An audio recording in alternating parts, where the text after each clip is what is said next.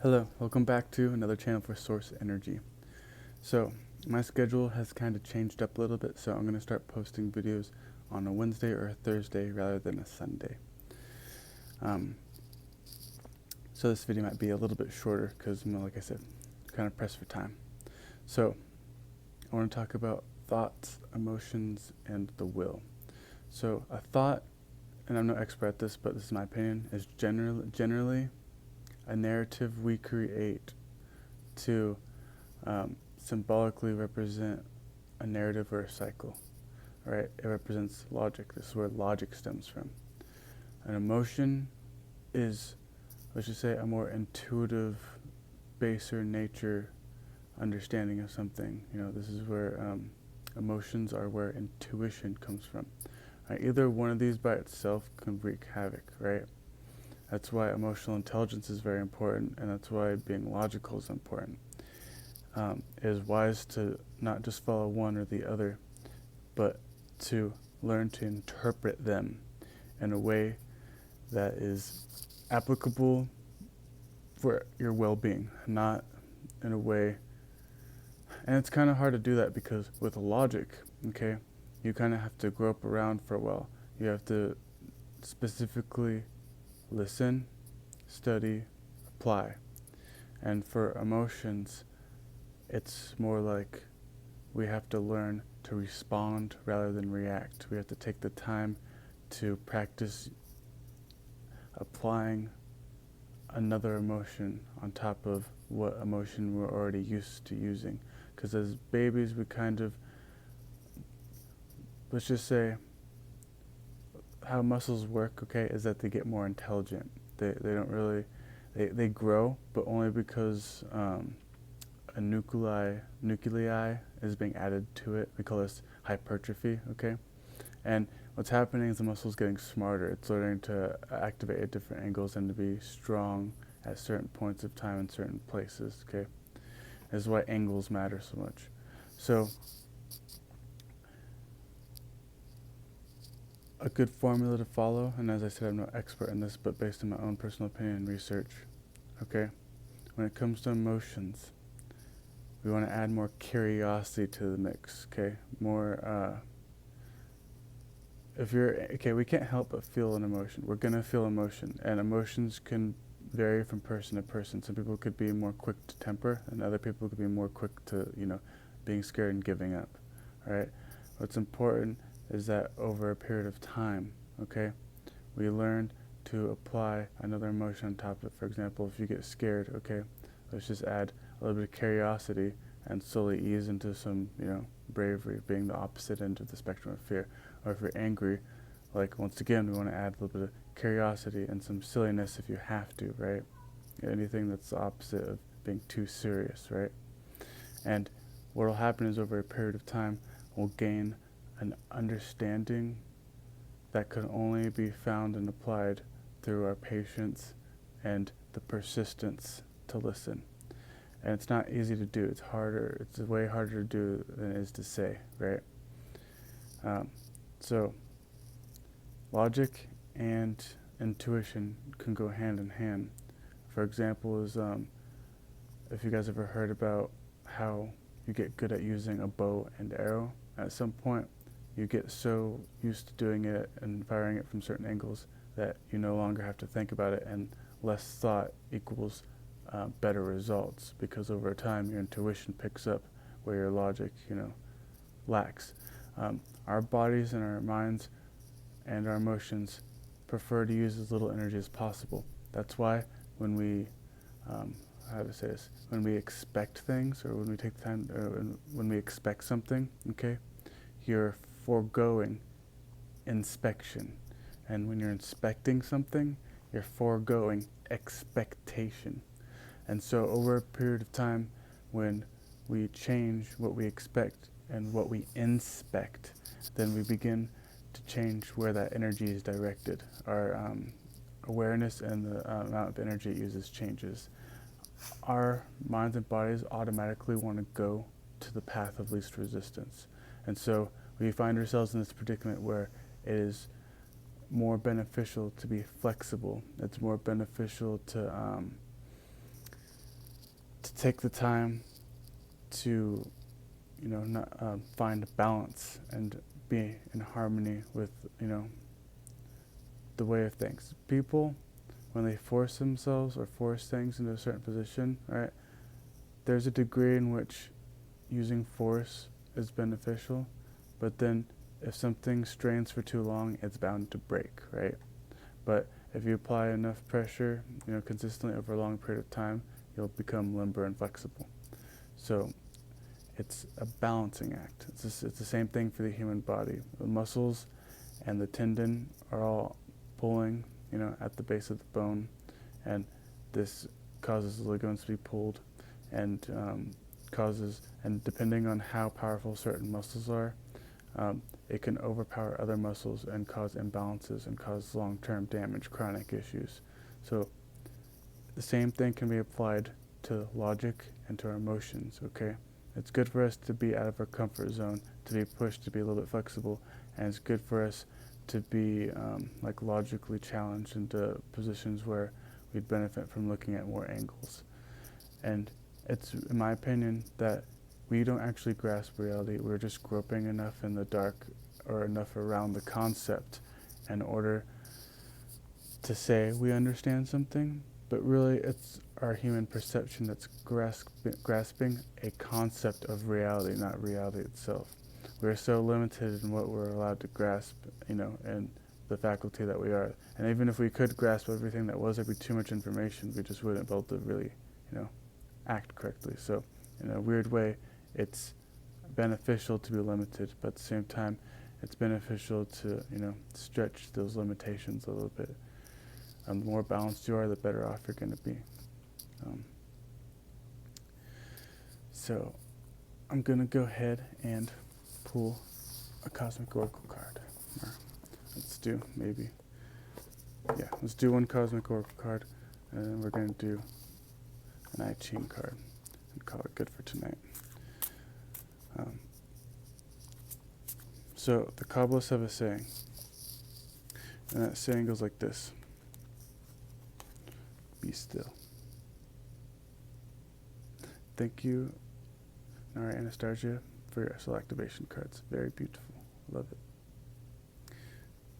Anyway, they have a saying: the lips of wisdom are closed except to the ears of understanding. And essentially is what they're saying, in my opinion, is that unless you're trying to understand something, not prove something, not affirm or reaffirm your position or someone else's position, but genuinely with curiosity, right? Try to understand something, right? You're not going to grasp it. You're not going to gain the wisdom. You're not going to have the stability to actually understand it. So I needed that. Sorry, got carried away. To actually,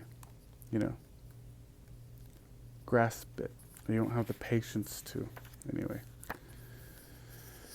Okay, so be still. To the mind that is still, the whole universe surrenders.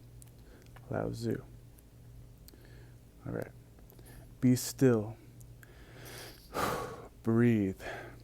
Find that well of tranquility and serenity within you.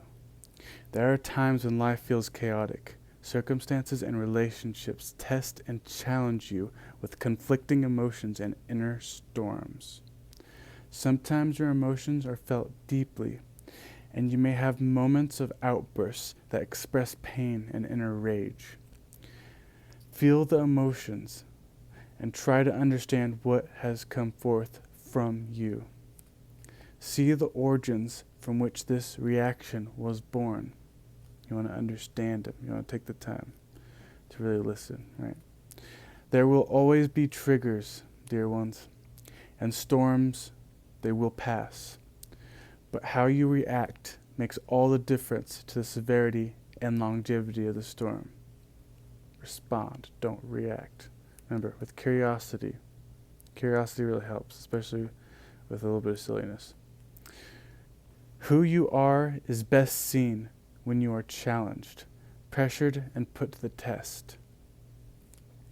Will you react with rage, spite, and bitterness, or with peace, love, and compassion.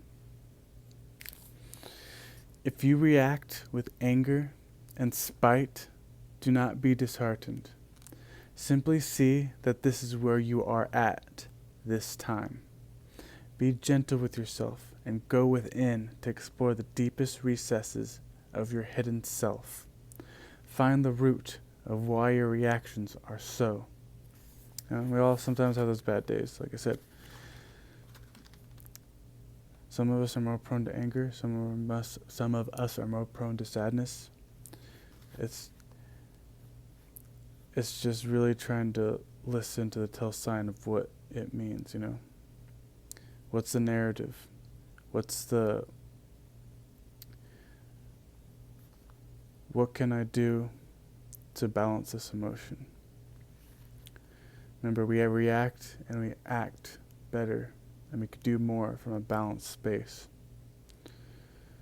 Send this part of you love and compassion, and feel the healing light of love spreading through your entire being. Dear ones, you are the love, peace, tranquility, and serenity that you seek. It is you. Know it, feel it, and be it, because no one else is going to give it to you. This world, you see how Mother Nature is. We have to be the change. Be the peace that others seek. Be the stillness that others crave. Be the compassion that others need. In this stillness, there is clarity and peace. Go forth, dear ones, and be that gentle voice that calms the storm.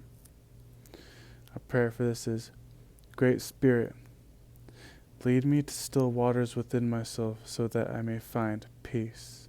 The associate chakras are the sacral chakra, emotions, the solar plexus, the will. Right.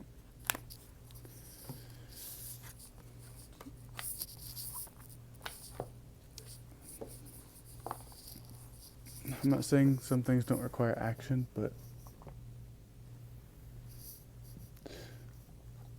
the proper action is always going to be found by the observation, by the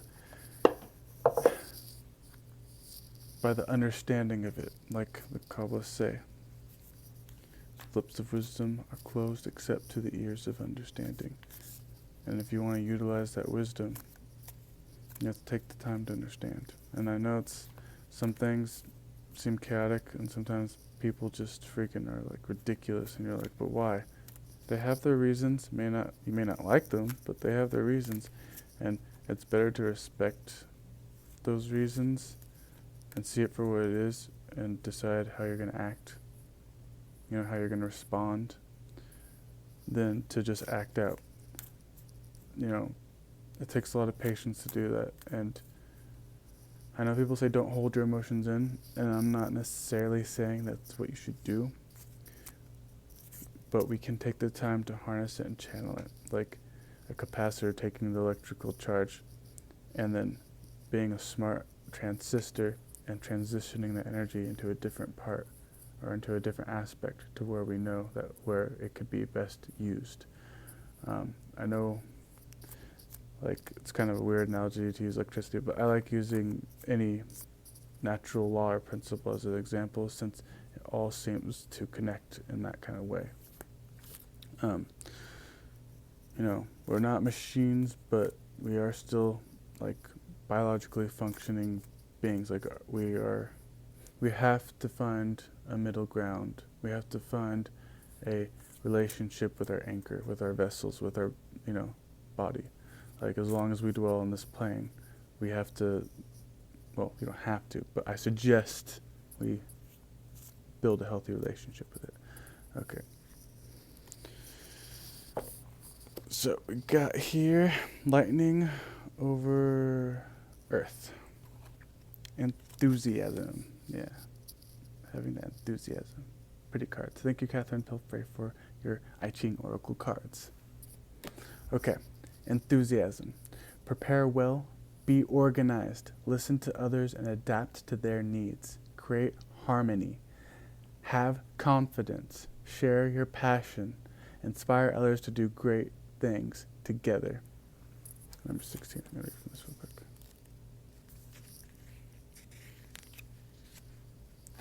All right. Thunder below earth. Yeah, I was right. Enthusiasm comes out of passion. Passion and power go hand in hand. And inspiration. But it's also a result of hard work and preparation. To accomplish great things, you need to inspire others to work together. Listen to their needs, or in this case, yourself. You have to work together with all aspects of yourself, both the masculine quality and the feminine quality, the receiving and listening, and the doing and action. Be flexible. Share your passion. Find the thing that motivates them to be their best. Work diligently. Train hard. Rest hard, too. When you are well prepared, you can relax and enjoy yourself. You can delight in your accomplishments, share your joy, and make beautiful music together. Because what is life but one big symphony, right? Okay, I'm going to do one more card. Just one more. And then I want to talk to you guys about, it's not necessarily true, but my perspective, okay? There's only two modes of really understanding things. Separateness, how things are separate, or how they're not really relevant, or how, not the non-relevancy found inside of it, or the things that aren't in common, right? Or connectedness, the things that are in common, how they connect together.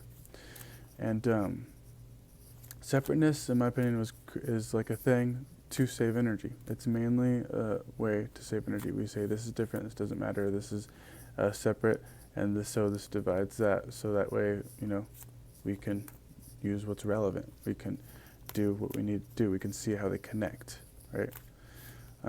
But we get so focused on one or the other, okay, that we miss stuff, or we overlook, important things that can increase the efficiency, okay, to save energy, but we're only wasting more energy that way, or vice versa, where we're wasting too much energy, okay, and so it would be more wise of us, this is Salem, so it'd be more wise of us to find out how they connect rather than how they separate, right?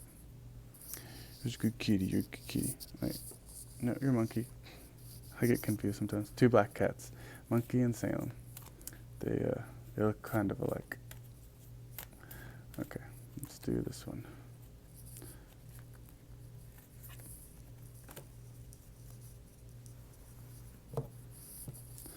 We got here wind over lake, I believe.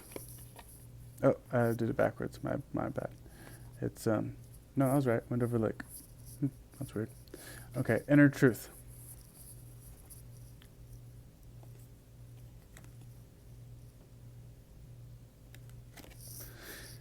Look inward.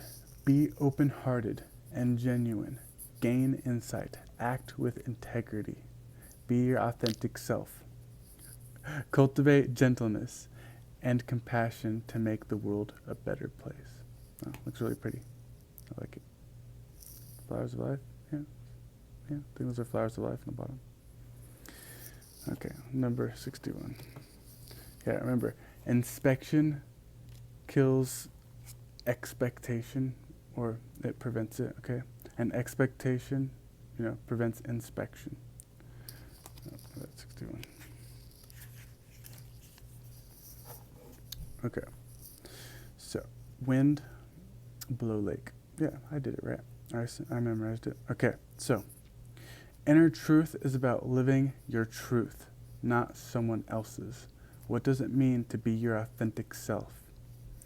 The I Ching instructs us to be genuine, truthful, and guided by a strong moral compass, to do what is right by ourselves and others. This is how we live our best lives. To find your inner truth, look inward. Be honest. Resolve to let go of self-centered tendencies and self-doubt. Act with integrity. Be true to yourself. In dealing with others, keep an open mind. Develop compassion. Gain insight. If you are wholehearted in what you say and do, You'll naturally inspire others to do the same. Through your authenticity and gentleness, you will create trust and be able to affect positive change in the world. I love that, Ching. All right. Say a quick prayer. I'll get back to you guys soon, okay? All right. Dear Divine Mother, Holy Spirit, True Father, and the divinities that serve the One, please give us signs, show us that you're there. Help us to appreciate what we don't usually appreciate, and to chase our dreams and our goals, and to be there for ourselves and others in an authentic and loving way. And thank you all for being here and listening. And I hope the best for you guys and girls. Have a good day, night, morning, afternoon, wherever you are. I'll talk to you again soon.